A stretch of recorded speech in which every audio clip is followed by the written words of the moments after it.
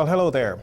This is Skills to Pay the Bills, and this segment is hosted by me, James Jack. I'm a real estate professional. I'm associated with Ernestine J. Wilson Real Estate, LLC. We're licensed in D.C., Maryland, and Virginia. And every so often we come in and we do some nice little shows about what's happening in the real estate industry, and today is no exception. Allow me to welcome and to introduce to you Mr. Larry Laws, who is with First Home Alliance, and he is the executive director. Welcome aboard. Thank you, James. Well, we've got a few questions for you, since everybody wants to know about housing, whether they're first-time home buyers or they're seasoned home buyers, homeowners, or they just want to know what is the condition of the real estate market here. So we can't talk about everything, but we're going to talk about what First Home Alliance does. So start us off. Good afternoon, James, and thanks for inviting me on to talk about First Home Alliance. First Home Alliance is a nonprofit housing counseling agency. We're based out of Woodbridge, Virginia. We help first-time home buyers. We educate them with what it takes to become a homeowner, to be a successful homeowner. And we also help sustain homeownership by helping with foreclosure prevention. And how long have you been in existence? First Home Alliance was established in 2002. While I was still on active duty, I started the organization as the founder, and upon retiring in 2004, began the mission of First Home Alliance. And do you just focus on Northern Virginia, or do you cover other areas? Well, we're based in Woodbridge with a target focus on low and moderate underserved communities here in Northern Virginia, but we are able to service the area throughout the Washington metropolitan area. Okay, why did you need to start an organization such as this? Well, I felt there was a need for the community, low and moderate community, the underserved community. I was starting an organization inspired the story of my mom. My mom became a first-time home buyer at age 65 on a fixed income.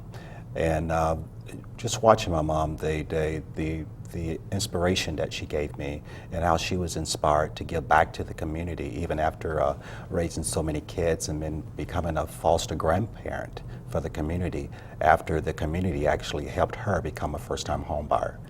So service is in your blood? Yes, it is. Community service is in your blood? That is correct.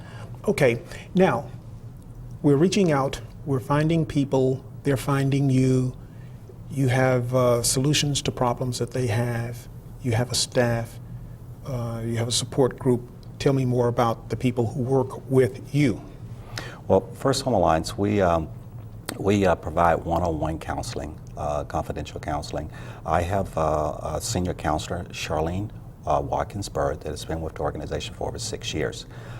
She came to First Home Alliance as a processor. She worked with a mortgage loan originator as a processor, and very interested in helping others become successful homeowners. She received the training, became a certified counselor. On full-time staff is myself, Charlene, and we have a part-time person for processing. But we also have a large contingency of volunteers that help us out. One that Kalita Lassiter has been with us since, she's been with us for over 4 years. She's retired with over 30 years experience with the Navy Federal Credit Union, and she's also one of our certified counselors. And so we have only a small paid staff, but volunteers that do a very good job, an important role with First Home Alliance. Okay, volunteers, that means anyone who wants to and has particular skills that are, usable to you can come in, talk to you, talk to one of your staff members, and somehow or another create a relationship that will be beneficial to not only the organization but to the community too? That is correct. We are outreaching for more volunteers. I actually have a volunteer by the name of Charlotte Van Horn. She's a contractor that works in D.C., but she lives in Fredericksburg. Charlotte has been with us for almost 2 years now, and she is our volunteer coordinator.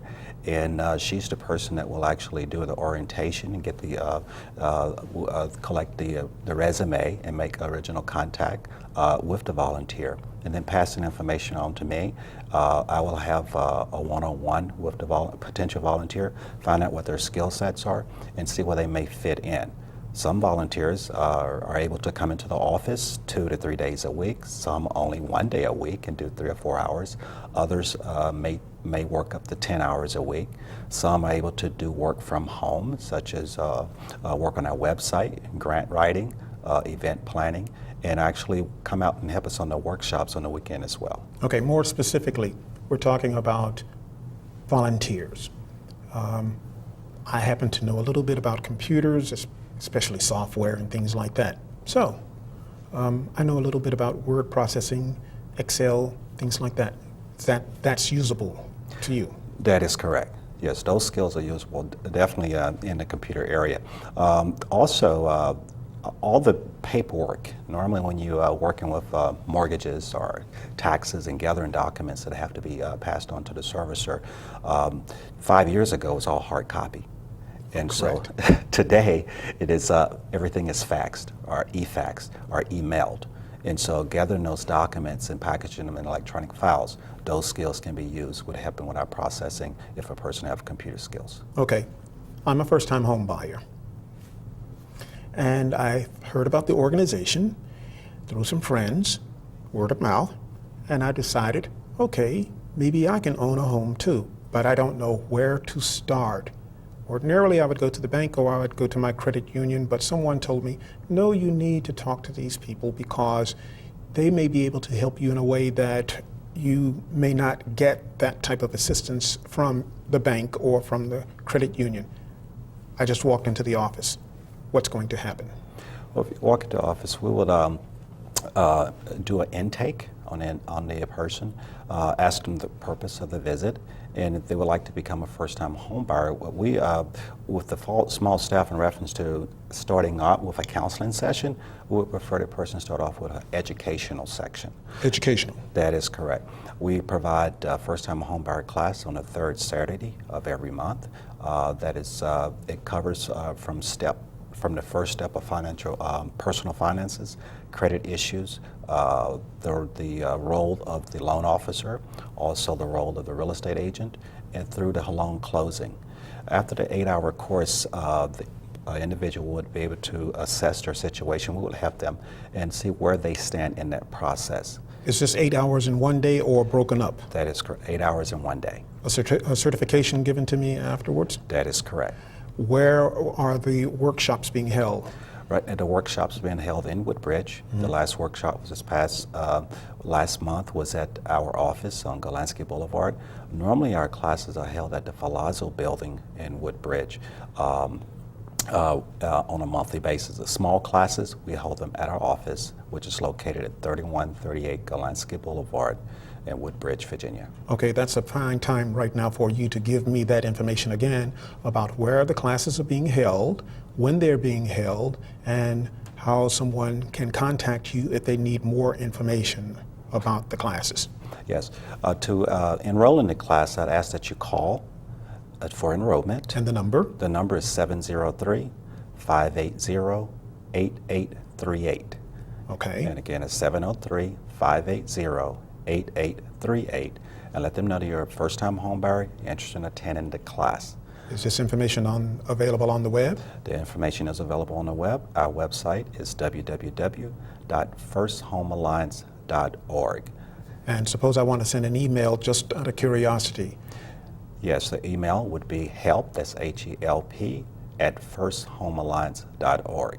And that's First Home Alliance spelled out, FIRSTHOMEALLIANCE.org. Well, for a small organization, you're doing a lot. The numbers of people who are coming in, on average, how many people do you think you're serving, say, in a month's time, a week to a month's time, or whatever? In other words, just give me some Yes. ballpark figures. Well, now we're dealing with foreclosure prevention, and the majority of our clients that are calling that number are homeowners that are in distress.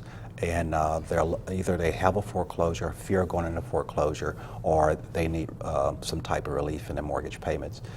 We are right now experiencing about 10 to 15 new clients per month. And so we have the personnel in our database for foreclosure prevention about 8 months. That's from the time from intake to resolution. And so there's a flow of clients. We like to call it a pipeline. So right now we probably have about 70 families, our whole households, that are in our pipeline. Again, about 10 families per month come into our pipeline. Okay, in a couple of minutes we're going to take a break. When we come back, we're going to talk about the foreclosure process in terms of when a person has decided, now it's time for me to go forward.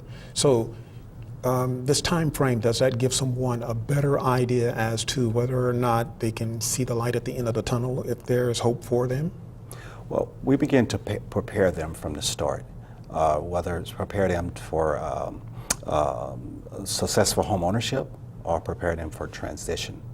And so while you're preparing, and hopefully that you'll be able to stay in your home, but you also need to understand that in some situations a person may have to transition from home ownership. So we like to prepare them for both. I know I've encountered a lot of people who thought or were told that you don't have to move out of your home.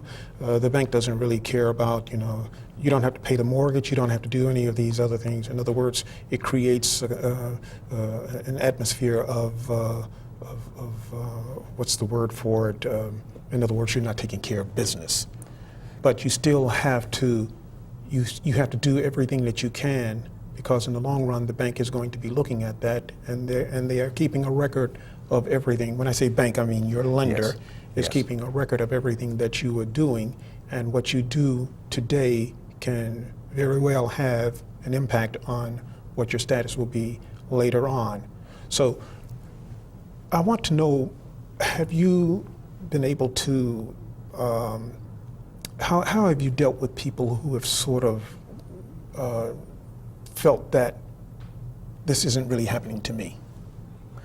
Well, the people that come in those situations more than likely has already been in this process for some time. They've not opened their mail, they're not answering their phone, and maybe they don't open their eyes and say this is happening to me until there is a notice to show up in court. Or and sometimes situations where the home has already been foreclosed and then they get an eviction notice from a deputy sheriff that has put a notice on the door. So that's a little late. We would consider that case as a person that has already lost their home. So the type of counseling they would get is transitioning counseling because they've already lost a home. Now, there's others that have not foreclosed, and the letters may begin to change, whether they was getting letters from the lender or the mortgage company. Now they're getting letters from an attorney's office. So the attorney's letters look a little bit different. At that point, it's pretty late too. And at this point, we're going to take a break. But when we come back, we're going to talk about the distressed homeowner. Okay. The person who's still in trouble, or the person who can be helped. Okay. We'll be right back. Start living the dream of home ownership with help from First Home Alliance. Free orientation classes are held the third Saturday of each month from 10 a.m. to 4 p.m. and lunch will be served. Classes include topics like personal finance, credit issues, the lending process, the role of the agent, home inspection, and loan closing. Don't wait. Call First Home Alliance today to register or go to firsthomealliance.org for more information and start your dream of home ownership today. Welcome back to Skills to Pay the Bills. I'm the host for this show, James Jack. I'm a professional realtor in the Washington, D.C. area. I'm with Ernestine J. Wilson Real Estate, LLC. We're licensed in D.C., Maryland, and Virginia. And today, my guest is Mr. Larry Laws of First Home Alliance, which is associated with Home Free. So very quickly, give me an idea as to what Home Free and First Home Alliance do together. Yes. Well, Home Free is a nonprofit as well that have a group of affiliates, about 66 affiliates across the United States, across the country. Home Free is an intermediary, a HUD intermediary, and they're our organization that we partner with for training and also communication with HUD in reference to new guidelines and programs. Okay, now let's get back to this very interesting conversation, very timely, about the distressed home owner, the homeowner who is in denial. not just one person, but say a husband and wife or two buyers together who have this mortgage and they're sinking deeper and deeper and deeper in debt because they've not been able to keep up with the payments. You mentioned before that you serve a number of people every month. Let's go back to the numbers in terms of the distressed home owners. Yes, for the distressed homeowners, well, that 10 to 15 new homeowners that come to us each month. That is 3 to 4 a week. Well, they come at different stages. Some of them come when they're. I have a color code actually. A red actually mean that they have a foreclosure sale date. And so that's an emergency situation where they will see a counselor one-on-one within 24 hours. Don't like to see those, but that is a red case. Do you have somehow or another a way to reach their lender very quickly and say, here's someone we need to talk to you about immediately? That is correct. Charlene Watkins is my senior counselor, and she's been doing this for a while. And what she does on a red case, it depends. If the foreclosure is within 2 to 3 days, immediately. If we got a week to work with, within that 24 hours, she can make the phone call. We have one-on-one contact with some of the servicers, and so she have a person that she can speak with for a group of cases. We have an authorization that we get to speak on their behalf. That takes maybe 24 to 48 hours to get the authorization. So if it's a red situation where we'll do a conference call with the homeowner there and speak with the landlord, let them know we're a HUD-approved housing counseling agency, and we would like for them to postpone the sale so that we have the opportunity to put in a workout package for that homeowner. Allow me to make this point right now. If you are a person or you are a family or you know someone, and we all know someone who is a distressed homeowner, in other words, they've fallen behind on their mortgage for whatever reason, then they need to get in touch with Mr. Laws and First Home Alliance and at least find out what is your status. You just don't know. Don't listen to everybody else. Listen to people who deal with the lenders every day. They deal with this issue every day. You may not be as bad off as you may think. And then too, you may be a little bit farther down the road, or as my father would say, up the creek, than you realize. So now let's get back to the distressed homeowner. You have your color-coded red person, yes, now, or homeowner. Okay. Now, what else do you have? Then the next code would be orange. An orange case would be an individual that is over 60 days late on at least one payment, over 60. The reason the state of Virginia, over 60 days, then they're at that default. And so at the notice of default, they could possibly get a foreclosure sale date at any time. And so that is the next priority that we will work on if an orange case. The next color code is the yellow. Yellow meaning the individual is late on a payment, but they're not 60 days late on any one payment. And many times people panic when Yes. they are 1 month behind. That is correct. Cause for concern, yes, but not for panic. That is correct. That is correct. And we would like for individuals actually to come when they are in the clear. That is the level clear, if you want to call it the white area. And on a clear, meaning the person is not late on a payment, they are in fear of maybe getting behind. They're feeling some financial pinch. They're paying some bills late, or at the last minute they're running out of money, or basically need some relief because it's a struggle to stay ahead. Or as I've dealt with several people who thought maybe they might be losing their jobs being relocated to another place, they can't move there, or there's someone in the family who is not bringing in as much income to help keep things going. So they're looking 3, 4, 5 months down the line, and they're thinking, oh, woe is me, what's going to happen? This is a good time to find out what needs to be done, or how you and First Home Alliance can help them to either solve the problem or prepare for it. Yes, and that is the best time to come in when you feel that you can sit 3 or 4 months down the road. Maybe there's an adjustable a mortgage that you may have, you know it's going to adjust 6 months from now. You're not going to be able to afford it then. So start to prepare for that now. We provide the financial literacy class. We have that class about once every 90 days for the homeowners that are in our pipeline. And so we actually teach them budgeting, credit, debt reduction, some things that they can do to get in front of this financial crisis that they and maybe avoid it. We can also go ahead and prepare the modification packets and send those in to the lender. What we consider affordable, I was a little afraid of the word affordable when I first got into the housing arena. Affordable is, everyone's affordability is different. Yes. So it depends on your gross income. And so we're looking at about 31% of your gross income. That's what you should pay for a housing. The numbers have changed. Would you explain a little bit more in depth that magic number of 31% in terms of the amount of money that you have, disposable income versus the bills, things like that? A lot of times people are not aware of that because, of course, in school, they don't really teach pure home economics in the sense of when you're looking at your credit report or you're looking at this or that. All of these are numbers, indexes that, or indices, I should say, that tell you exactly where you are.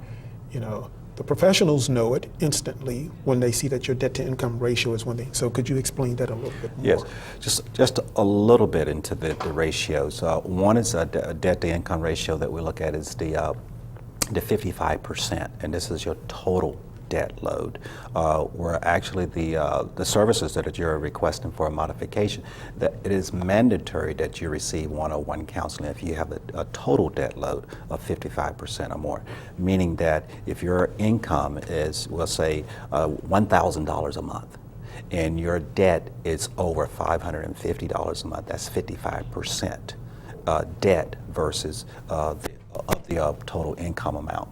And so you're at that's a bad limit to be. Okay.